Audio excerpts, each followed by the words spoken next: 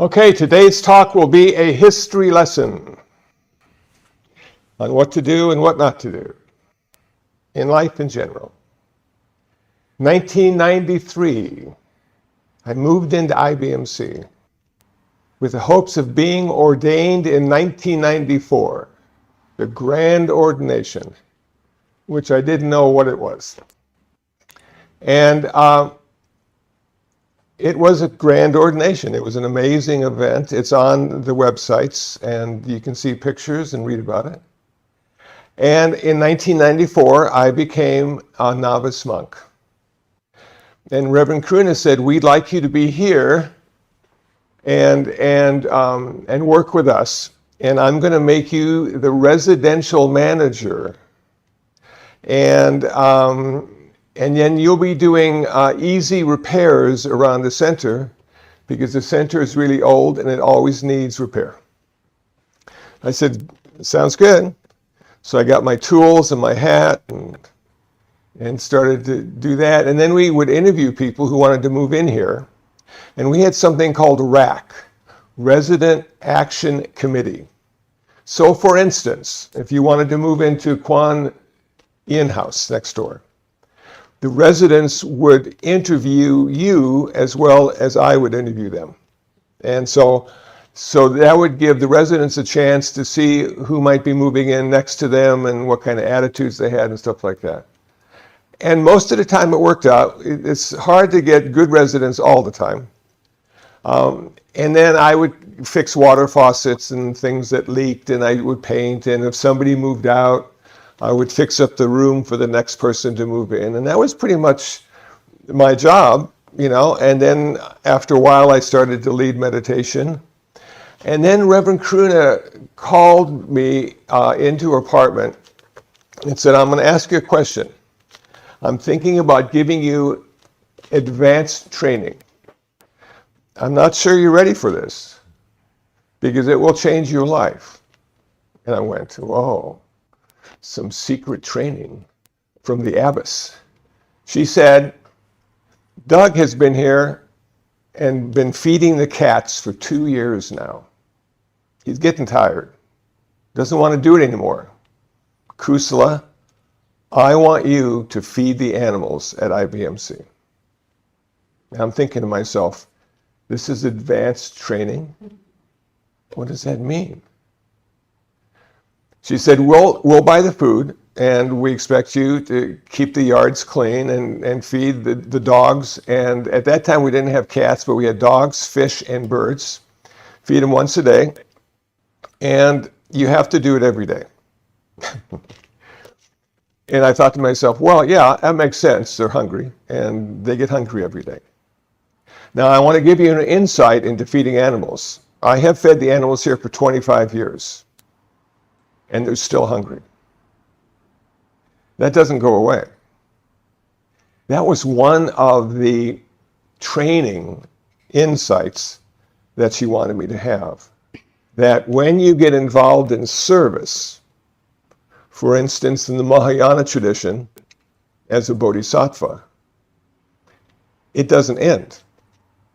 And oftentimes in the Mahayana tradition, people will take vows to come back lifetime after lifetime until all suffering has ended. The problem is, like the animals, suffering keeps coming. The more people we have, the more suffering. So I looked at this as an odd way of training as a monk. We're going to jump ahead to 1997, February 1997. LA Times article, Zen, USA. My picture was in the paper. My picture was in the LA Times. I went, wow, this is so cool. And if you're curious about it, it's on my homepage online, kusala.info, kusala.info.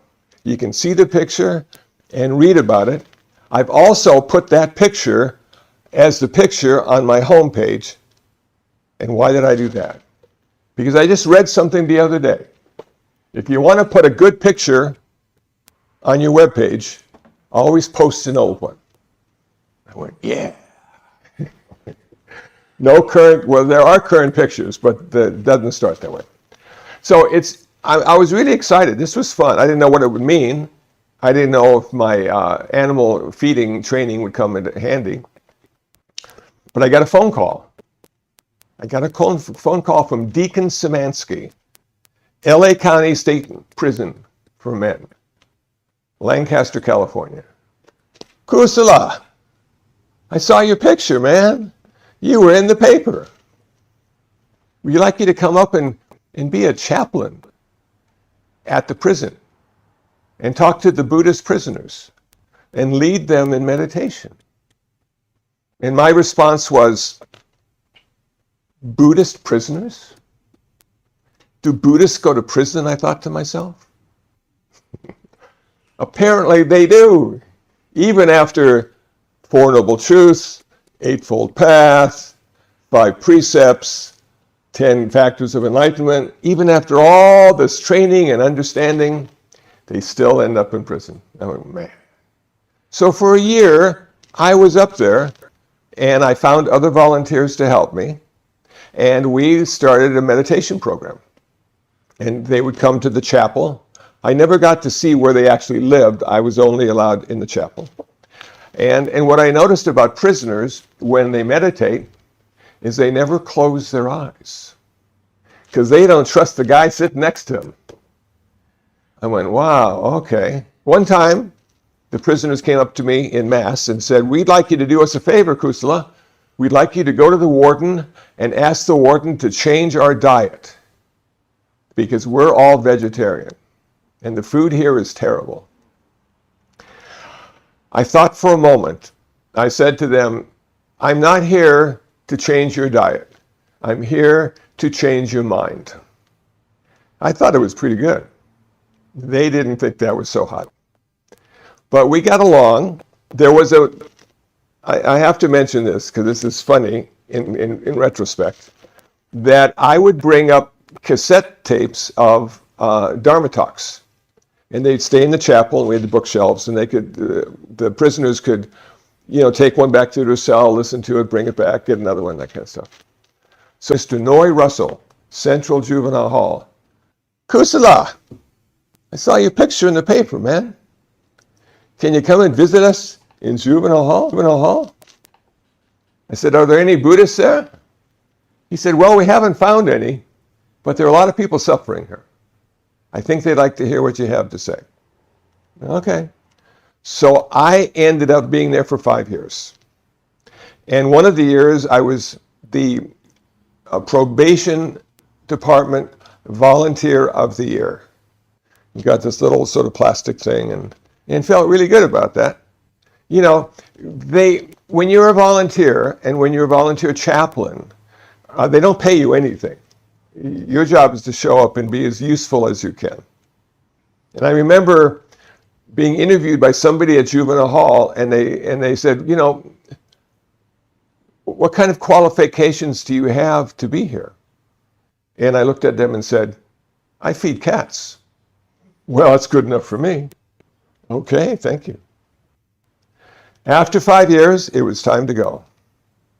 Because I got another phone call. Kusala, we saw your picture in the paper, man. Can you come and help us at the Garden Grove Police Department and be a ride-along police chaplain? I said, you know what? One of my favorite shows is Cops. I'd love to be a chaplain and ride around in the police car. So I rode around in the police car. I was there for 7 years. Got certificates, got a lot of people saying thank you for coming and being part of our organization. And in each case, at Juvenile Hall and at the police department and the state prison, I learned so much about me. And I realized the discipline in feeding the animals at IBMC led to a different kind of view about the world and a view of suffering and the end of suffering. So in a very strange, weird way that wasn't obvious to me, not obvious at all, when Reverend Kuna said, I've got some advanced training for you. And I felt so proud. I get the advanced training. Here's the cat food, here's the dog food, here's the bird food. Yeah, okay.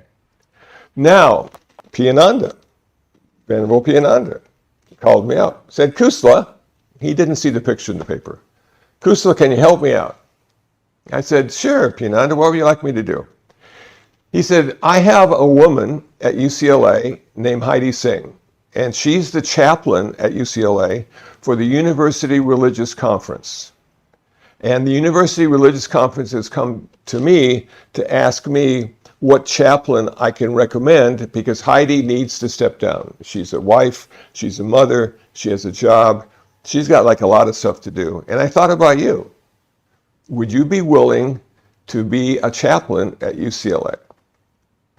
And I said, sure. What the hell?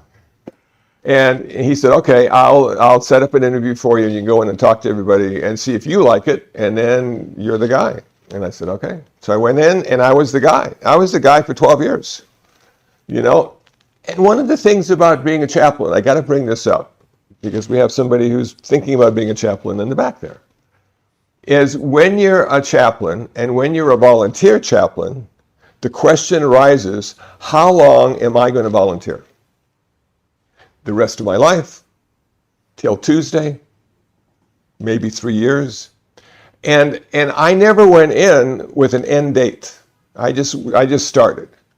And then as it went through all the different years and gyrations and different manifestations, then it became obvious to me that it might be getting close to the time when I need to step down because there was like other stuff to do. And so 12 years at UCLA, I learned a lot. The Catholics were very nice to us. They let us use the Catholic Center. So we would have our Buddhist club meetings in the Catholic Center. And this very profound evening, there's something called the Second Vatican Council that happened in Rome. And one of the bishops was giving a talk to the Catholic club, and the Buddhist club was invited to sit in and listen. And so we were there, and he was good. He was eloquent. He was profound. He was insightful. He's all the things a Catholic bishop should be. And then one of the Catholic students asked him a very interesting question that I could hardly wait to hear the answer to. Why does God let people suffer? And being a Buddhist, I thought that's a damn good question. And he thought for a moment, and he said, because God wants to have you have a choice. If you suffer, it's your choice. I thought, man, it's about the choice. And it's about working on yourself to have better choices so you suffer less. And you get into these little places and pockets of insight and wisdom, and it can just blow your mind because you're not expecting anything like that at a university in a Buddhist Catholic club meeting with a bishop.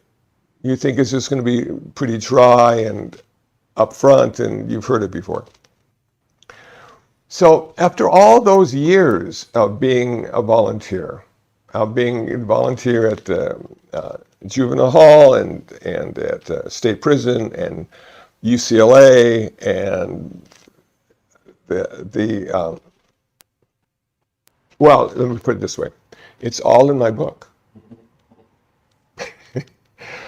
And if you have a chance to drop by Barnes & Noble's, or if you're on Amazon, it's available in paperback and Kindle.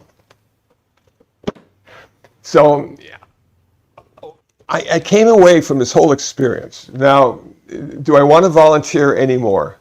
Only for a day or two. This when you commit yourself for 12 years at UCLA, that's really a long time. And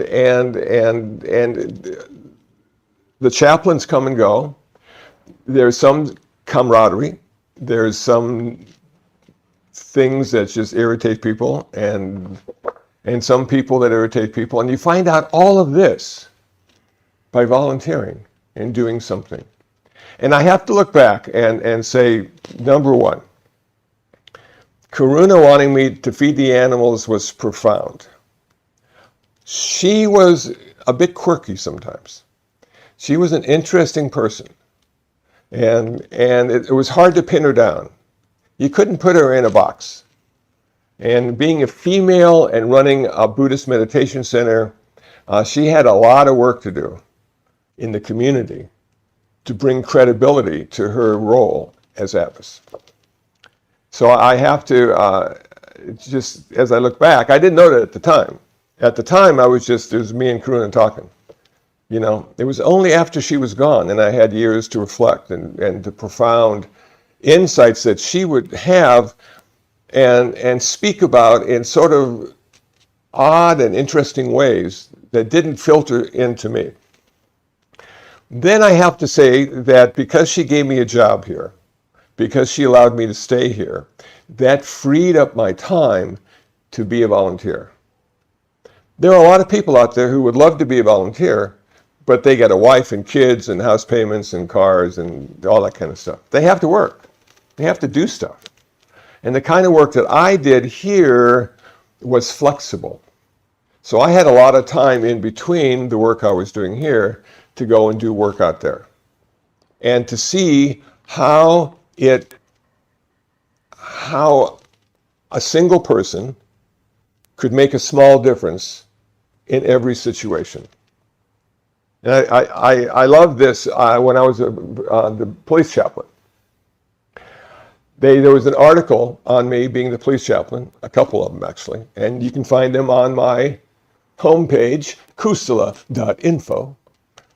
And they figured out that I was the second Buddhist police chaplain in the United States, written in the paper. Now, I thought, wow, that's cool. So when people would come up to me and say, hey, I saw the article, who was the first police chaplain? It's just such a wonderful way of keeping you humble. When you see this and you see that, and it's just like, you know, and your ego starts to take off a little bit, and then somebody just comes in, hits you in the face and goes, yeah. You don't know who the first one was, huh? Okay. So, and again, I just showed up. Did I ever save anybody? Did I ever give any wise interpretation of the Dharma to people? You know, I just showed up. I have no idea what effect I had on people. And I think that's the right attitude after thinking about it all these years, is you go in, you do what you do, you leave, and you go have a cup of coffee. You don't dwell on it. You don't try to lift yourself up or put yourself down. Your job is to show up. That's it. That's it. And that's what I did for over 20 years, is I showed up. And now, after all that time out in the world, doing all that stuff, now I do all the stuff on the internet. And I find I don't even have to smell good to do it. I can just pull out that computer, and it gives me bookends on my day. Bookends on my day. And some of the older people in the crowd will agree with me, perhaps, that 9 p.m. is the new midnight. So as we get older, it's a little more difficult to stay up late. But I just found a wonderful article about waking up early. Now, I wake up every day between 3:30 and 4:30. And it is the best time of the day. Only a couple ambulances, no helicopters yet, a few modified exhaust pipes, but it's relatively quiet.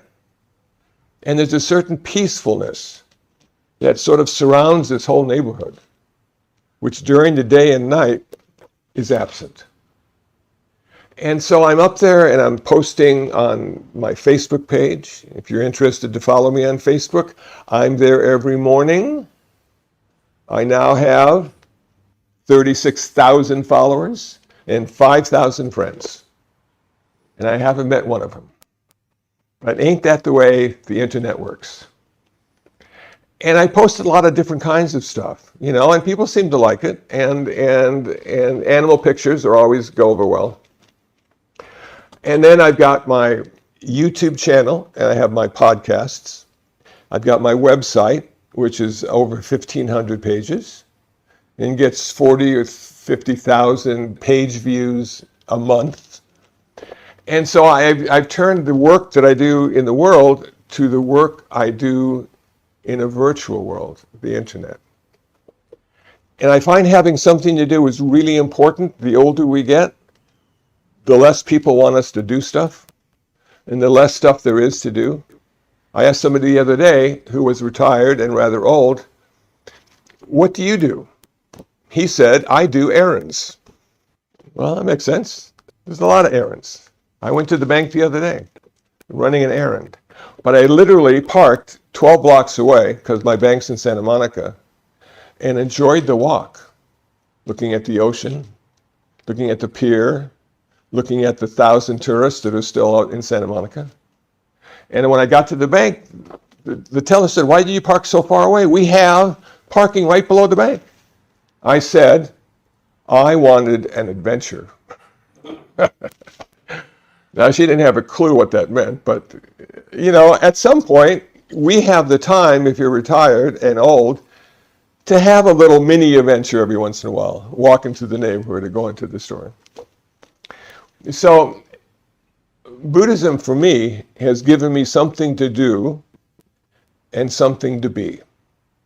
And as I age into my transition, my next rebirth, I look back with fondness on all those people, because nobody ever does it alone, all those people who are part of your journey, and the journey itself, and how odd a life journey is, because no matter what you want it to do for you, it has its own will and mind. Life is like the river flowing to the ocean.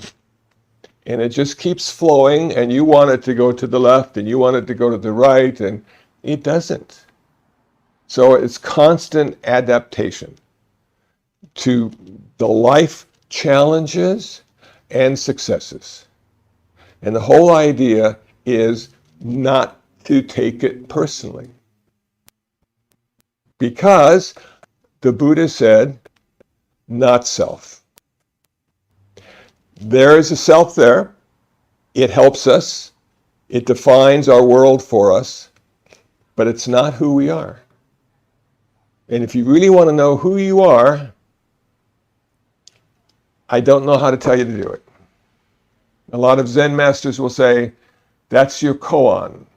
That's the question that can't be answered. Who are you? And one of the famous responses is mu, M-U. Now, I don't know what the hell that means. So I just gave up. I'm going to close with this quote. Tim Leary. Anybody remember Tim Leary? Tim Leary said, "My 3 favorite words are, I don't know. Because when I say them, I always learn something new." And what is the secret training? Generosity. Dana. That's the secret training. I think it's the first paramita too, if I'm not mistaken. Dana.